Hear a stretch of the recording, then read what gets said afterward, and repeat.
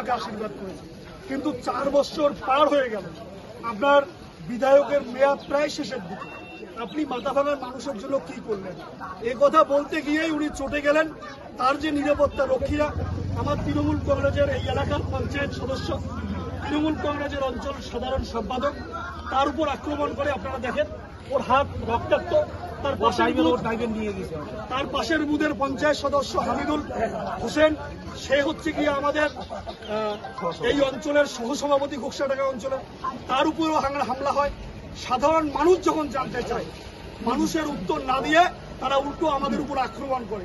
সুশীল বর্মনকে, আমরা মাথাভাঙার মানুষ, সুশীল বর্মনকে আমরা তীব্র ধিক্কার জানাচ্ছি এবং গ্রেফতার করতে হবে। সুশীল বর্মনকে যতক্ষণ না পর্যন্ত গ্রেফতার হবে, সুশীল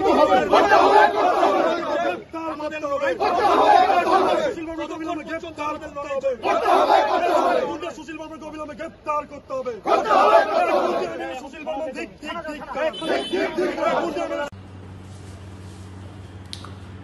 মাথাভাঙার বিধায়ক সুশীল বর্মনের গাড়ি ভাঙচুরের ঘটনায় তৃণমূল কংগ্রেসের কেউ জড়িয়ে নেই। 21শে জুলাই উপলক্ষে তৃণমূল কংগ্রেসের কর্মী সমর্থকরা ঘোকসাডাঙ্গা স্টেশনে গিয়েছিলেন। সুশীলবাবু হয়তো সেখানে কি কারণে গিয়েছে আমার জানা নেই। বিধায়ক সুশীল বর্মনকে এলাকার মানুষ, সেখানকার স্থানীয় মানুষেরা এবং দলীয় তৃণমূল কংগ্রেস কর্মীরা প্রশ্ন করেছিল যে চারিদিকে বিজেপি শাসিত রাজ্যগুলোতে আমাদের বাংলার পরিযায়ী শ্রমিকরা আক্রান্ত হচ্ছে, বাংলায় কথা বলছে বলে বাংলার শ্রমিকদেরকে বারে বারে হয়রানির শিকার হচ্ছে। আপনি বিধায়ক হিসেবে কি ভূমিকা পালন করেছেন বা তাদের জন্যে আপনি কি কর্তব্য করেছেন?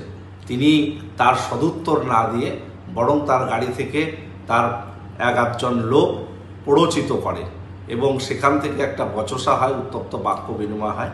সেখানে বহু মানুষ উপস্থিত ছিল। কে বা কারা সেই গাড়ি ভাঙচুর করেছে সে ব্যাপারে আমাদের জানা নেই এবং আমাদের দলীয় কর্মীরা সেই ঘটনার সঙ্গে জড়িয়ে নেই, এটুকু আমরা নিশ্চিত হয়েছি।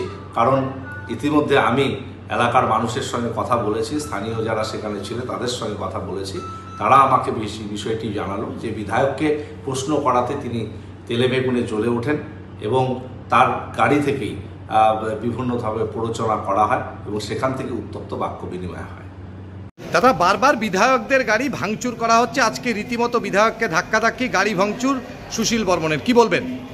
দেখুন, এই যে তৃণমূলের কালচার, যেটা কালচার তারা শুরু করেছে, এই কালচার একদিন তাদেরকেই নিয়ে ডুববে। তার কারণটা হচ্ছে একের পর এক বিধায়কদেরকে যেভাবে হেনস্থা করা হচ্ছে, তারা হয়তো ভুলে যাচ্ছে যে তাদেরও বিধায়ক আছে, তাদেরও বিধায়কদেরকে বিভিন্ন জায়গায় ঘুরে বেড়াতে হয়। তো কাজেই যদি এখানকার তৃণমূলের জেলা সভাপতি মনে করেন যে মাস্তানি করে, গুন্ডামি করে এই কুচবিহার জেলাকে তারা দখল করবেন, তাহলে মূর্খের স্বর্গে তারা বসবাস করছেন। কারণ একের পর এক বিধায়কদের জনপ্রতিনিধির উপরে যেভাবে হামলা হচ্ছে, আক্রান্ত হচ্ছে, তাতে করে পশ্চিমবঙ্গের মাননীয় মুখ্যমন্ত্রী, তার পুলিশ প্রশাসন, তারা কি ভূমিকা পালন করছে? আজকে 21শে জুলাইয়ের নাম করে তারা যাবে আর গুন্ডামি করবে, সেটাকে আমরা ভারতীয় জনতা পার্টি মুখ বুজে চুপ করে হাতে চুরি পরে সহ্য করব, এটা যেন তারা না ভাবে।